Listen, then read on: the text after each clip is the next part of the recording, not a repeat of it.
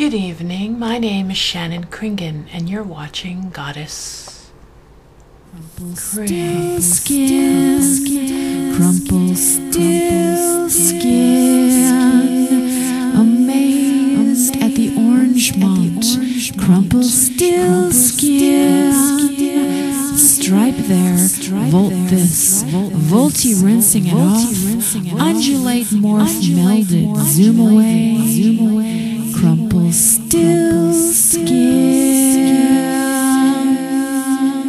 Crumple still skin. Flipped me ball. Lavender fuzz. That's too foxy, lavender buddy. Lavender me. Could you, would you, sequin shoes and a slipper. Wedding slipper. Slip on painted spaceship top. Organ leaf paw whisker on the spaceship flower with the gray on gray. Barely spaceship bud. Passion flower. And you're watching GoddessKRING. Bada boo, bada bing, stinging rings the kring. Catch the wind song, spiral drive, crack the code, left and right node. I wander and I wander, tripping over grasshoppers, moon haulers, key robbers.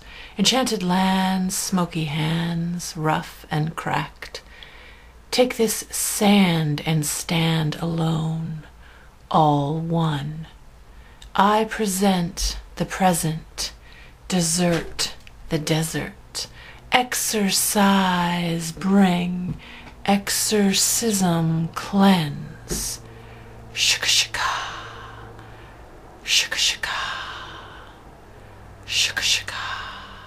So that's like some Kring speak poetry, spoken word that I wrote, and I'm feeling kind of jazzed about the rhinestones upon my face and just kind of having fun today.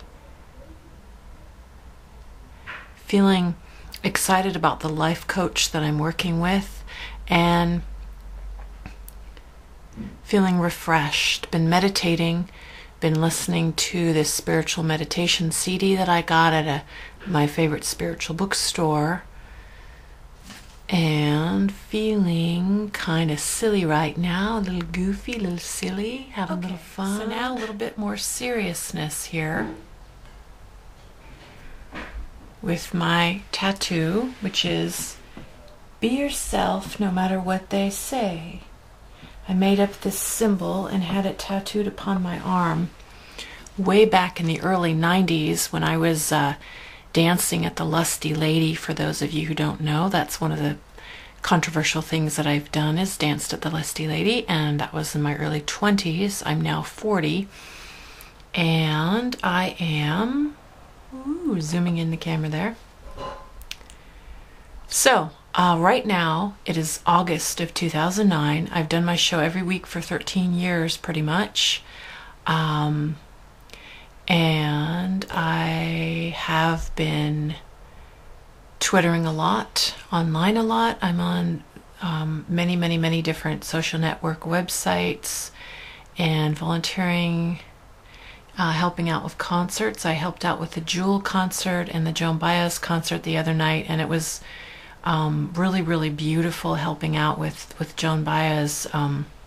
My dad is a big fan of hers, and for those of you who don't know, Joan Baez is in her late 60s right now, and she's sang with Bob Dylan, and she's an amazing folk singer, political activist, and I helped out with her concert a couple nights ago, and it was a very positive experience. We got soaking wet in the rain. There was a huge downpour in Seattle, and it was cold and rainy, but I got to tear tickets, and I ended up getting to stand near the stage and help guard the stage, and help the VIP, stand there to make sure only VIP people went backstage. And at the end of the show, I got to do a 360 around the stage as one of the security people, and I got to kind of walk past the band and not bother them, just walked right past them, and have respect for the privacy of the artist. And I love her, Joan Baez. I love her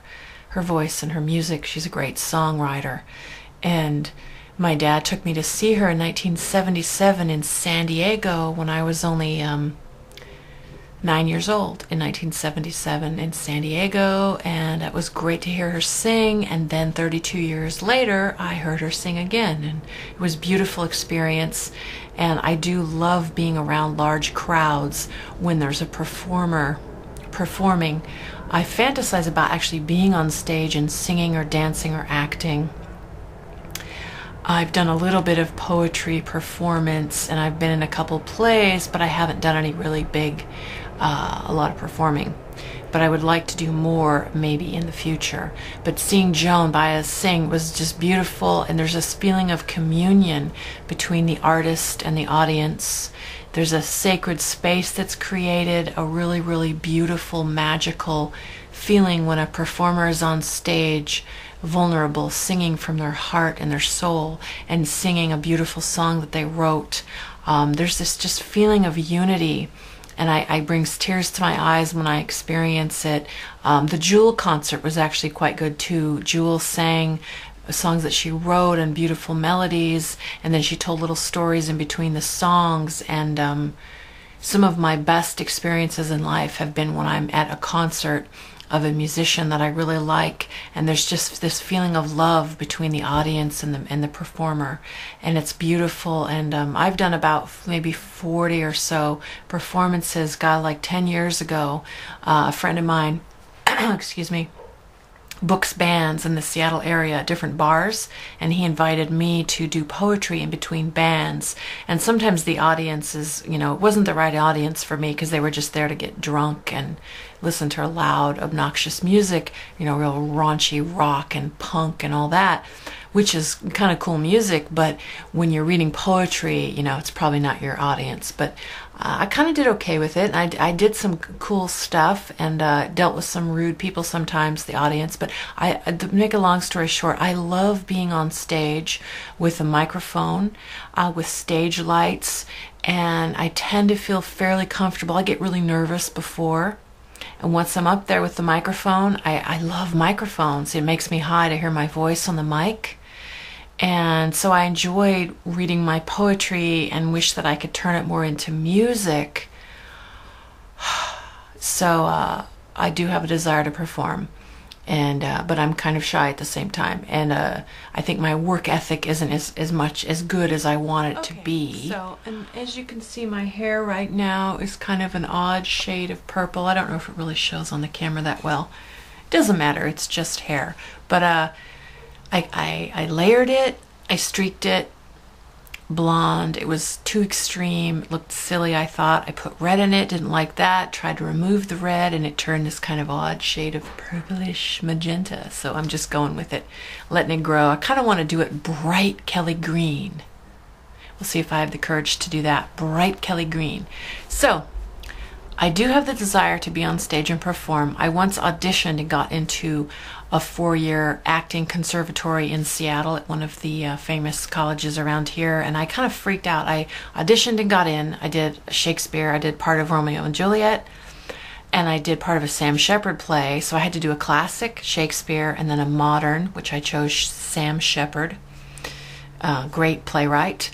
And I then sang a cappella part of a Tom Petty song, because I love the music of Tom Petty, who widens my jetty. No, I love Tom Petty. I love the music of Tom Petty. Ever since I was 11, I've loved him. I love Neil Young, Tori Amos, Bob Dylan, Beck, just Moby, Eminem, lots of really eclectic mix of music that I like. But basically, I auditioned and got into a very serious acting school, and then 2 weeks later I freaked out because I was afraid to get student loans and tuition and owe money, and I was afraid of how high the tuition was, and I just thought I'm not extroverted enough to do this acting thing. Although my fondest memories of being in high school were of impersonating Mick Jagger and being in plays and doing little performance things here and there that I did. So there is a little bit of a performance bug in me, and I like being in the World Naked Bike Ride and the Summer Solstice